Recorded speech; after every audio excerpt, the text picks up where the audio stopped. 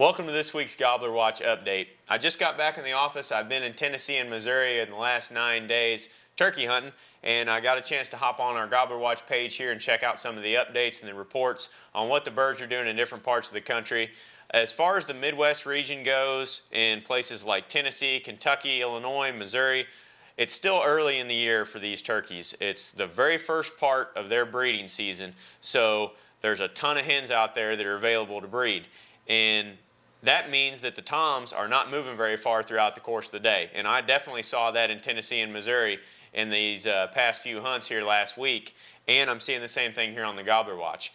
In fact, last week we had 2 different hunts on a WMA in Tennessee where a tom flew down and decided to strut and gobble in the same spot for the majority of the day.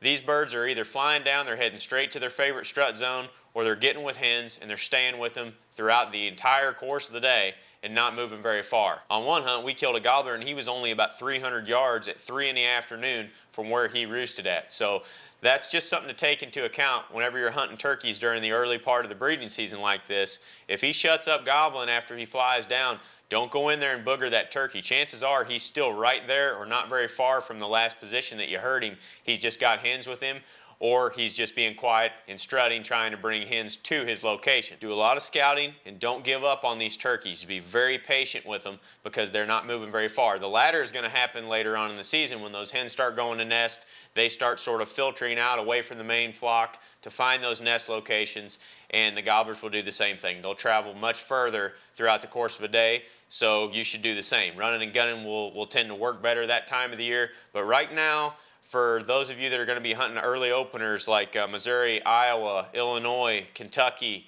Indiana here in the next week, these birds are going to be at the front half of their breeding season, not traveling very far. So do your scouting, get in there, roost those turkeys. That's going to be a big tip for you during this time of the season. Roost those birds and get in tight to them off the roost because there's going to be a lot of hens. I've also been looking at some other reports from down south. Dale Kirby's been having a time of it down in Georgia. He said that the toms have just been very henned up thus far, and they've been very difficult to hunt for him. Jason Lepardis was also in Florida, it looks like, hunting Osceolas, and they're on the back end of their season right now. These turkeys are grouping back up. They're becoming more and more difficult to hunt, but they were able to harvest a few toms, and it looks like that it's been a great season in Florida altogether. But that's going to pretty much do it for this week's Gobbler Watch update. If you want more information, or more in-depth information that is, on what the birds are doing in your area, go over to the gobblerwatch.com page and check out some of these reports. They're going to aid you in your tactics whenever you head to the field. It's going to give you the most up-to-date information possible on what the turkeys are doing.